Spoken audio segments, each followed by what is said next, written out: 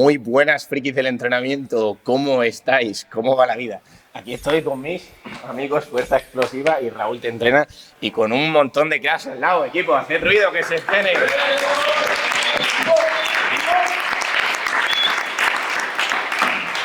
Estamos en Lorca, en este evento que hemos organizado, y ahora vamos a hacer un sofá no redondo en el que estos fenómenos nos han hecho una serie de preguntas que tenemos aquí y vamos a ir tratando.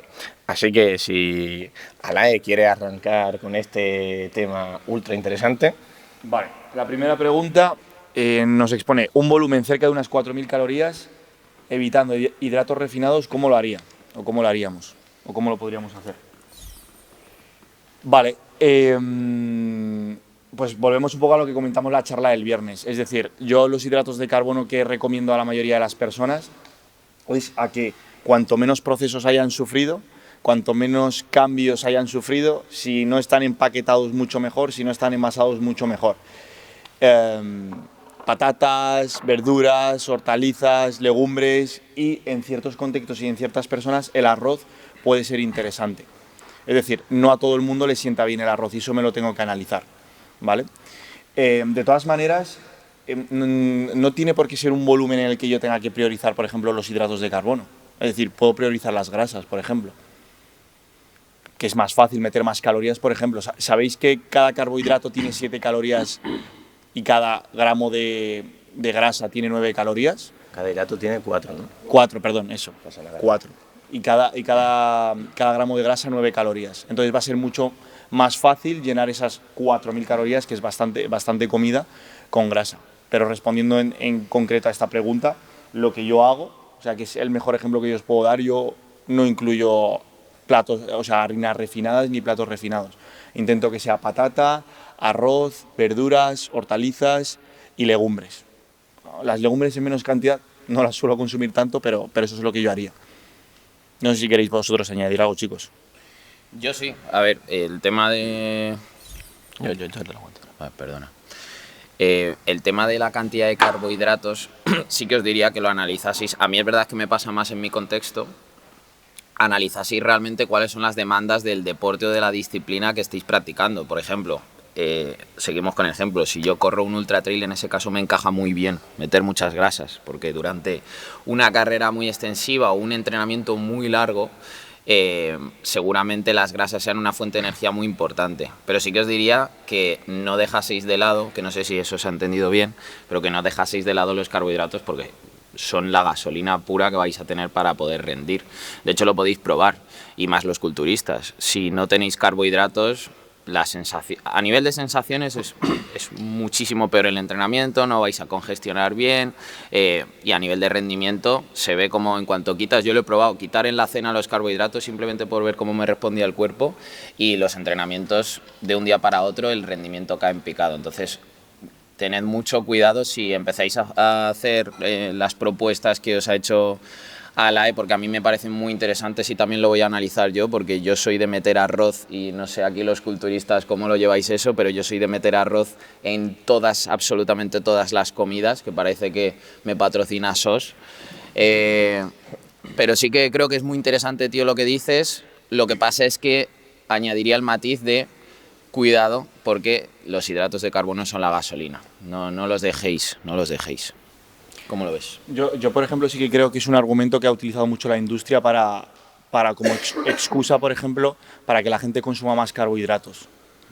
De hecho, la mayoría de los problemas hoy en día de salud vienen por los carbohidratos. No tengo ningún problema con los carbohidratos, de hecho creo que son necesarios, pero para mí la principal fuente de energía son más importantes las grasas que los carbohidratos a día de hoy. Es decir, que habría que analizar también en qué contexto y en qué persona. Es decir, un chico que pese 55 kilos, 60 kilos, que esté muy definido, muy delgado, pues por ejemplo no tiene reservas de glucógeno o reservas de grasa. Por ejemplo, si en este caso yo, por ejemplo, que ahora peso 94 kilos y que estaré en un 15-16% un poquito más de grasa, o sea, en un estado en el que yo no incluya carbohidratos o que, por ejemplo, simplemente incluya una cantidad que no sea una locura, o sea, mi cuerpo es capaz, si no tiene ningún problema metabólico, de transformar esa grasa en glucógeno, si yo sé cómo hacer ese proceso. Entonces, Claro, o sea, es que lo de los carbohidratos es la gasolina, o sea, la proteína también es gasolina. La grasa también creo que es gasolina. No sé, podemos verlo en preparaciones de culturismo, que hay gente que lo que hace es priorizar, por ejemplo, las grasas antes que los carbohidratos. Y gente que utiliza también los carbohidratos antes que las grasas. Entonces, no sé, hay gente a la que, por ejemplo, pues los carbohidratos no les sientan bien porque tienen problemas metabólicos o, no sé, alta intolerancia, por ejemplo, o sea, baja tolerancia al arroz, que no sé cómo sea tu caso, por ejemplo, que le da retención de líquidos, hinchazón, gases. Bueno, aquí hemos abierto una buena veda, pero lo bueno de las mesas redondas es para que veáis que distintos divulgadores pueden hacer matices muy diferentes, porque es que ahí está la magia. Por eso decir frases estilo no se puede ganar masa muscular y perder grasa y te quedas tan pancho. A ver, no, es que hay miles de matices, ¿no? Entonces, en cuanto a los hidratos, bueno, realmente ahora mismo en el paradigma actual, en el culturismo natural, en las preparaciones sí que se tira más de proteínas y de carbohidratos, no porque la grasa no sea importante, sino porque si tienes que quitar algo, tiene que ser la grasa. A nivel de rendimiento y de mantener masa muscular, porque en una preparación lo que tienes es que mantener masa muscular y perder grasa. ¿Vale? Pero bueno, tampoco nos hemos metido por ahí, ¿no?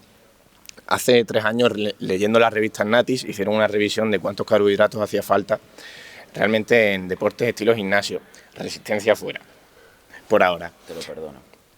Y realmente se vio que la típica recomendación de 4 o 7 gramos para personas que entrenan con pesa, que realmente es incluso un poco exagerada, que en el gimnasio, también depende del tipo de entrenamiento que hagas, pero que no hacen falta tantos carbohidratos, se veía. ¿Vale? Entonces, por ejemplo, 6-7 gramos de carbohidratos para alguien que haga culturismo o powerlifting es muchísimo, muchísimo, que más bien una recomendación estilo 3-5 está bastante más ajustada. Y ya si haces powerlifting, que son series a más bajas repeticiones, por lo general, menos glucolítico, muchísimo menos.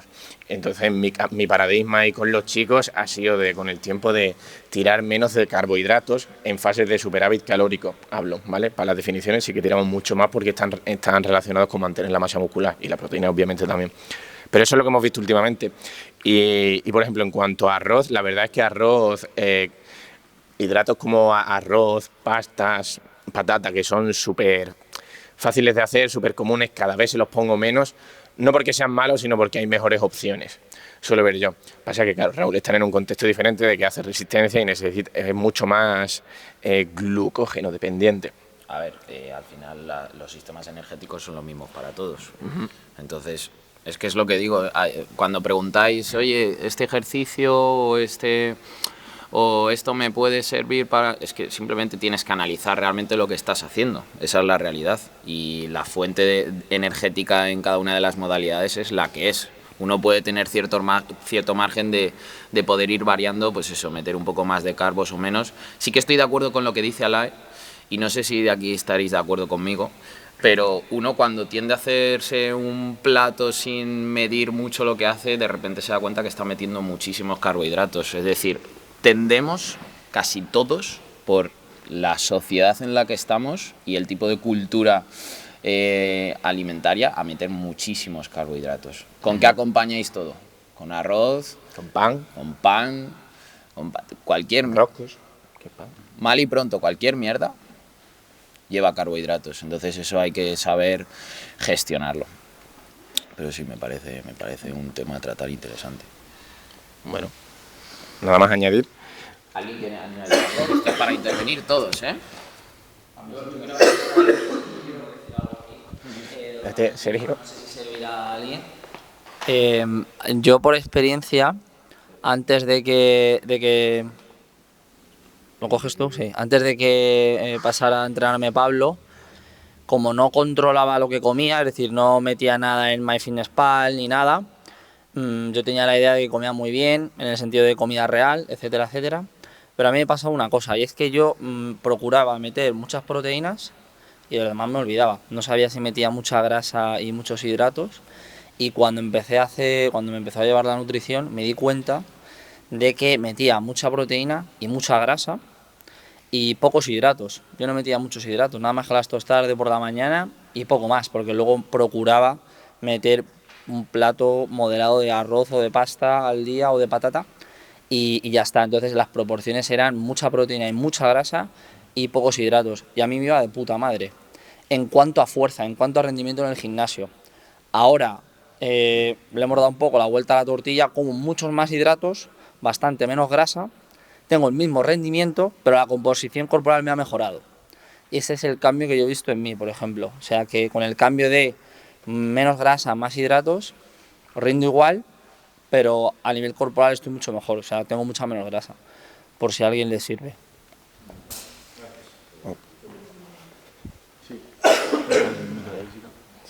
A mí es que, por ejemplo, me ha pasado justamente todo lo contrario a ti. Es decir, o sea, yo siempre me he alimentado con más grasas y proteína y yo siempre he estado, vamos a llamarlo de alguna manera, más fibrada y siempre he rendido mucho mejor. Y ahora, cuando estuve intentando hacer como una fase de volumen, me obligué a meter carbohidratos y ha sido cuando más pesada me he sentido y cuando más tapada he estado físicamente. Entonces a mí, por ejemplo, me sientan mucho mejor las grasas y las proteínas que los carbohidratos. Es decir, yo carbohidratos, si solo los meto por la mañana para desayunar, genial. Si los meto, por ejemplo, en algún otro momento del día, ya es como que todo el día siento esa pesadez. Y mira que yo como siempre como comida real, por decirlo de alguna manera, o sea que todo lo que como es súper limpio, yo no como nada de pasta ni nada. Y lo único que meto es arroz integral, que era lo único que metía así de hidratos, y me sentía con un hinchazón increíble. Y por eso a mí, yo creo que depende de las personas. Que hay personas que absorben mejor los hidratos y personas que absorben mejor las grasas y que al final eso es individualizar y ya está. Hay una tendencia general, insisto, que es que a las mujeres les sientan peor los carbohidratos que a los hombres y que a las personas a mayor porcentaje de grasa tenga yo, peor me suele sentar los carbohidratos. Es decir, cuanto más definido estoy, mejor me suelen sentar, mejor los suele absorber y mejor les sientan a mi cuerpo. Esa es la tendencia.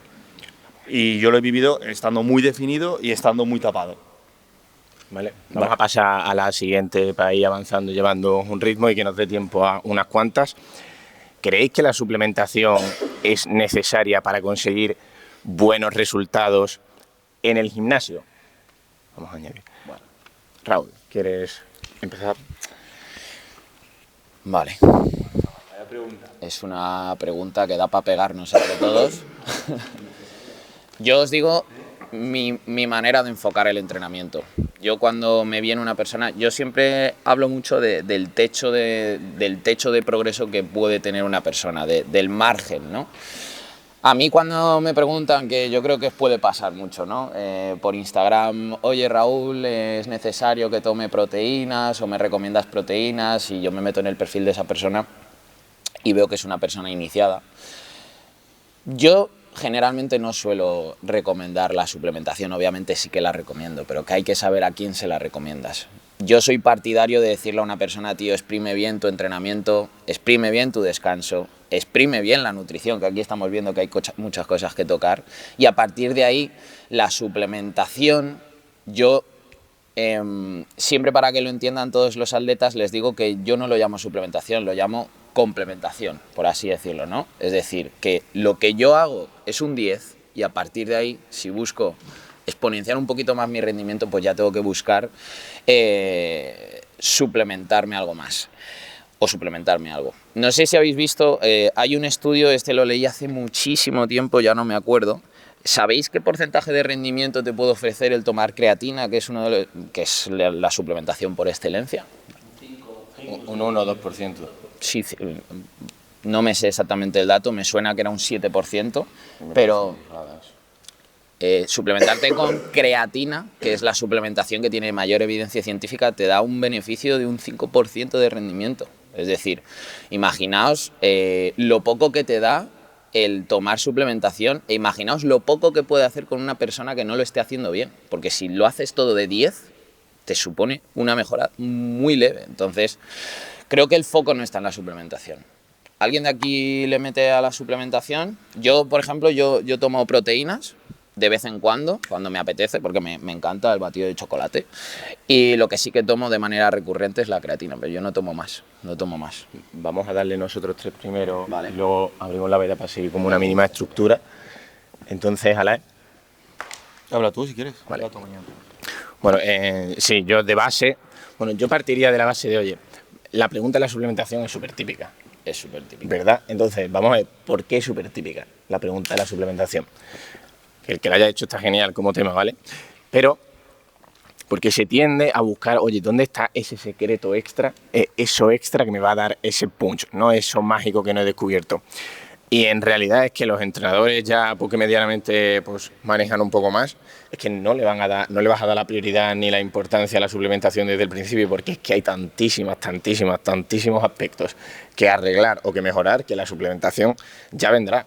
Un 5% de la creatina me parecería una burrada. Es decir, si a mí me diera un 5%, sería el friki de la creatina. Pasaría de 200 en sentadillas a 210. Yo creo que es mucho menos, ¿no? Lo que te da de 5%.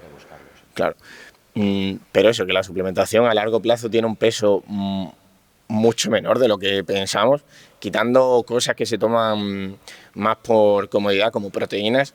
Eso es más por comodidad, es que al final las proteínas podrían venir de la comida, ¿no? Yo la tomo casi siempre, pero como si tomara comida, eso es por comodidad. Pero que alguien que se quiera poner muy fuerte, vamos a resumirlo en eso, muy fuerte, en perder grasa, en rendir más, en ganar masa muscular, que tú puedes estar años y ponerte muy fuerte y no haber tomado nada de suplementación, ¿vale? Ya quien quiera para rendimiento atlético, quien esté hilando fino, quien ya sepa que maneja de descanso, nutrición, técnica, programación, vamos a darle a la suplementación, pero es que al principio es que no hay que poner el foco ahí para nada. ¿Cómo lo ves tú, Alay? Vale, mira, para mí, por ejemplo, la proteína no es un suplemento, para mí es como entre un alimento y un suplemento, o un complemento, como tú has dicho, ¿no? Porque viene del suero de la leche. Yo creo que esta pregunta nos la hacemos mucho porque creo que como no tenemos conciencia del impacto que puede tener, por ejemplo, meter suplementos en nuestro cuerpo sin tener ningún tipo de conciencia. Voy a poner un ejemplo muy sencillo. Es un tema que abarca para un montón de horas, pero, por ejemplo, ¿conocéis un ratio, por ejemplo, de salud para saber cómo está mi salud? Es la correlación que hay entre el omega 3 y el omega 6. ¿Sí? ¿Sabéis? Nos ponemos un poco en situación. Es decir, en base a mis niveles de omega 3, omega 6 en mi cuerpo, yo puedo saber cómo está más o menos mi salud. La correlación perfecta sería 1:1, ¿vale? Lo máximo, o sea, deberíamos estar en 1:3, es decir, que el omega 3 fuese 1 y el omega 6 fuese 3. ¿Qué pasa? Aquí en España se han hecho estudios y se ha visto que esta correlación está en 1:25 y en países como Estados Unidos está en 1:30 o más. Entonces, ¿qué quiero decir con esto?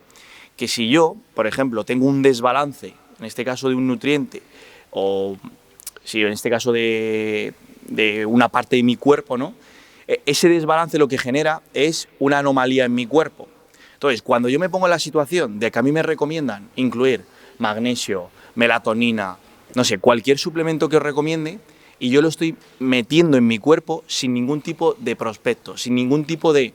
Por ejemplo, a lo mejor no tienes deficiencia de zinc y estás metiendo ZMB6, y a lo mejor lo que estás generando es que estás metiendo una cantidad de zinc muy grande respecto, por ejemplo, a la vitamina B6, y eso te está generando un efecto negativo en tu salud, te está generando un desbalance. ¿Me explico? Es decir, lo que hablábamos ayer, que era responsabilidad, porque es que te lo recomienda alguien, no tienes que ir corriendo a ingerir algo. ¿Me explico? Te van a dar una aspirina y tú vas a meter... Es que me parece una locura, si nos ponemos en contexto. Que yo lo he hecho, el primero que lo ha hecho he sido yo. Oye, mira, tienes que tomar omega 3, esta cantidad de omega 3, o tienes que tomar este suplemento, tienes que tomar este producto. Sin tener ningún tipo de analítica, sin saber si yo tengo una deficiencia, estoy metiendo una cantidad de mi cuerpo sin tener si tengo una cantidad baja, una cantidad elevada, moderada. O sea, no tengo ningún dato y yo estoy metiendo cosas en mi cuerpo. Entonces, la pregunta es, ¿son necesarios los suplementos para conseguir buenos resultados? No son necesarios, se puede conseguir buenos resultados. ¿Podéis tomar suplementos? Hombre, pues a lo mejor tienes algún tipo de deficiencia y necesitas tomar suplementos, pero ten una analítica. A lo mejor tienes deficiencia de zinc, pero no de magnesio. ¿Me explico? Entonces, hazte una analítica, ves el tipo de deficiencia que tengas, porque no es lo mismo tener una deficiencia que tengas que tomar simplemente X cantidad una vez a la semana de zinc, que tomarla todos los días, porque te la haya dicho una empresa que viene en el prospecto la misma cantidad para todo el mundo. Es tener un poquito la visión más amplia. Sería interesante saber, así un poquito ya a nivel friki, saber qué tipos de analítica deberíamos de conocer todos dentro del mundo del fitness para hacernos en algún momento. sea, quiero decir, yo sé que está la de sangre o una a nivel hormonal, pero por ejemplo, para saber el tema del zinc o los minerales o las vitaminas, ¿qué tipo de analítica habría que hacerse? O sea, se podría cerrar el campo y decir, bueno, hay 2 o 3 que os la deberíais de hacer en algún momento del año y son las más importantes para saber cómo estés a nivel de salud. No sé si se puede saber. ¿Añadir algo respecto a esto? Un poco respecto a lo que estábamos hablando y lo que acabas de preguntar, las analíticas, bueno, al final yo como técnico de laboratorio hay varios tipos de análisis de sangre. Tienes el rutinario, que es una bioquímica general, que te mide ciertos parámetros, y luego tienes también el hemograma. El hemograma, básicamente, que son las células de la sangre. ¿Qué pasa? Por ejemplo, el zinc es un parámetro que de rutina no se mete. Las vitaminas no se suelen meter. Por ejemplo, ¿qué se mide? Pues se mide la glucosa, se mide los triglicéridos, se mide el colesterol. El problema es que muchas veces para cuando uno de estos valores está alterado es que suele haber ya algo un poquito que empieza a ser gordo. Vamos a decirlo así. Por ejemplo, si tú en una analítica con 8 horas de ayuno pues tienes una glucosa por encima de 100, algo ha pasado. O bien o que has tenido una cena muy copiosa, o es que igual ya estás teniendo cierta resistencia a la insulina y no estás metabolizando bien la glucosa. Luego hay analíticas mucho más específicas, pero es que lo dicho, es que a priori tienes que o bien o pedirla tú explícitamente en algún sitio privado, es decir, mucha pasta, porque son analíticas muy concretas. Entonces, claro, dependiendo cuál es. Ya te digo, el zinc, pues al final no es rutinario. Entonces, para cuando tengas una deficiencia que te pueden encontrar, ya por ejemplo yendo a la Seguridad Social, es un poco más complicado. La vitamina D tampoco se suele pedir de rutina, suele ser por especialidad, y es algo que básicamente por vivir, por ejemplo, en España y sobre todo en latitudes nortes, ya hay una deficiencia de base. El magnesio lo mismo, hay una deficiencia. Yo en lo personal me he hecho, por ejemplo, analíticas para testear, además al estar en el laboratorio tengo esa ventaja, y me he hecho tanto sin tomar suplementación como tomando suplementación. Y sin tomar suplementación tenía deficiencia de ambos parámetros, y tomando suplementación tenía aún y todo deficiencia de vitamina D, pero no tenía deficiencia de magnesio. Entonces, pues bueno, yo ya sé ahí cómo suplir esa suplementación. Y bueno, quería añadir un poquito esto. Claro. Muchas gracias Y a tío, los dos. como digo, es un tema súper amplio, pero mirad, cosas que, por ejemplo, que quizás no sepamos. La melatonina, por ejemplo, cuando vamos a cualquier empresa de suplementación, está vendiendo las cápsulas, por ejemplo, en 1 o 1,9 miligramos, eso que no me salía, por cápsula. Si a alguien le interesa, yo le paso bibliografía. De esto que puede pareceros una locura lo que vaya a decir, pero os paso bibliografía de médicos y de 800.000 estudios que hay. El efecto de la melatonina real, tú lo empiezas a notar a partir de la toma diaria de 20 miligramos, no de 1 gramo. Y te están vendiendo una toma de 1 miligramo. O sea, es irrisorio. O sea, es decir, estás gastando tu dinero que no te sirve para nada. ¿Por qué esto? Porque si yo... La melatonina, sabéis que se prohibió hace 15 o 20 años, ¿verdad? No. Se prohibió, y de hecho se va a intentar prohibir, y no me extrañaría que en los próximos años se prohíba, porque básicamente es un suplemento que imaginaros que todo el mundo durmiésemos bien. Tomaríamos mejores decisiones, estaríamos más saludables, tendríamos más energía. Es decir, lo que hablábamos ayer, no es rentable que haya personas por ahí con energía y descansados, que tomen buenas decisiones, que tomen mejores decisiones. Entonces, lo que se hizo es como no se puede, o sea, sería demasiado sospechoso que la prohibiesen. Lo que se hizo fue obligar a las empresas a reducir esa cantidad de melatonina que podían recomendar, o sea, que podían poner en cada cápsula. Después, por ejemplo, el omega 3. El omega 3 que están vendiendo ahí, o sea, ¿cómo te pueden vender omega 3 a 20, 30 euros? Eso es el aceite de pescado. Tómate el aceite de la lata de sardinas, tío, si es que te estás tomando lo mismo. ¿Sí? El magnesio. Están vendiendo sulfato de magnesio, no citrato de magnesio. Que da diarreas y da problemas digestivos. Muy pocas empresas venden citrato de magnesio. Me explico. Y así con un montón de suplementos. Es decir, es que encima te la están clavando doblada o nos la están clavando doblada. Es decir, ¿cómo te pueden vender 1 kilo de proteína a 15 euros? ¿A 20 euros? O sea, echad las cuentas. A mí no me salen. A mí... Pero quería decir una cosa. Sí. El tema de la proteína...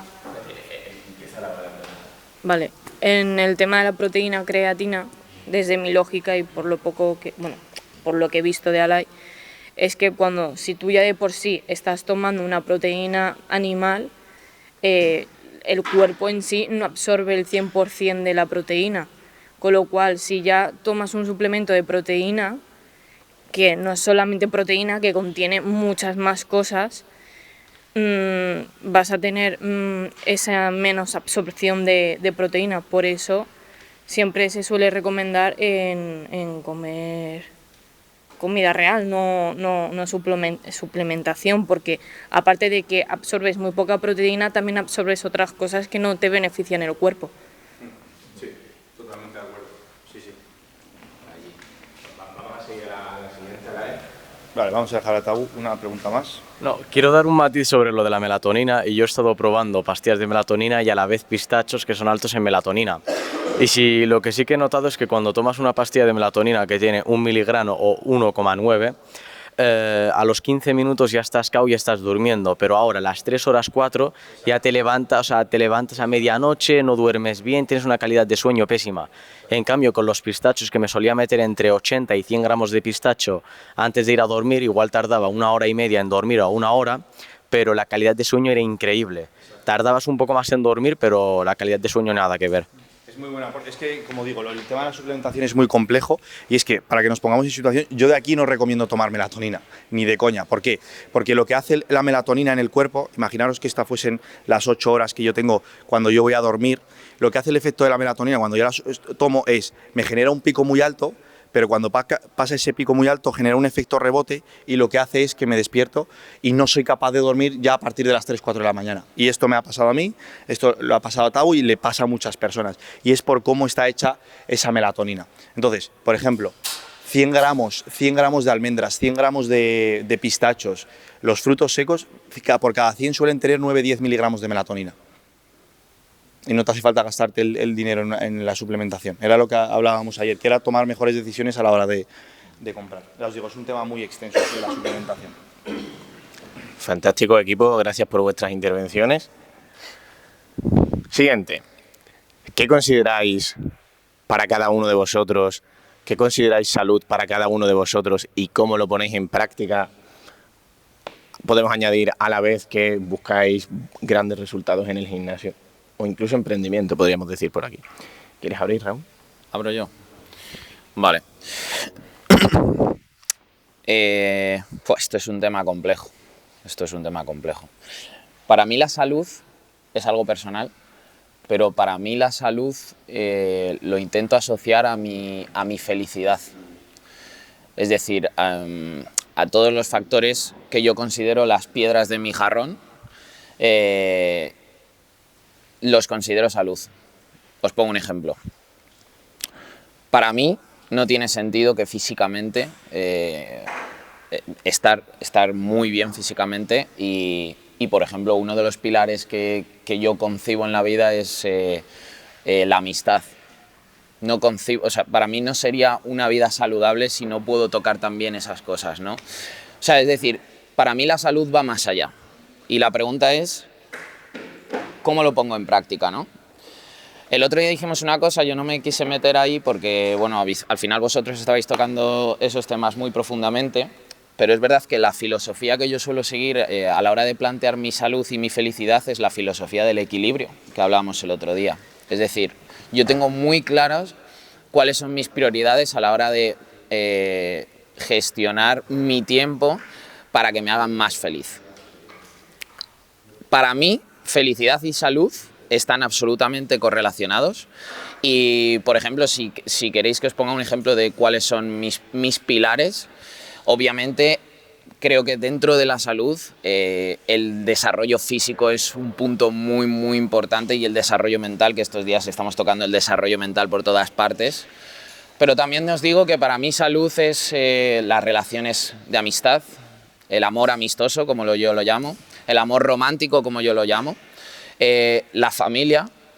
Luego puede estar tus momentos de poder crecer como persona, el desarrollo más mental, más, bueno, se podría decir desarrollo personal, ¿no? Y yo desde hace 2 años lo practico practico el hecho que lo decía Lai y me gustó mucho de tener, por ejemplo, una alarma y enviarle un mensaje a uno de mis mejores amigos y preguntarle, tío, ¿cómo estás? ¿No? Entonces, yo parto de la premisa de ser muy lógico y creo que también es una responsabilidad que tenemos cuando nos viene la gente como entrenadores y como divulgadores.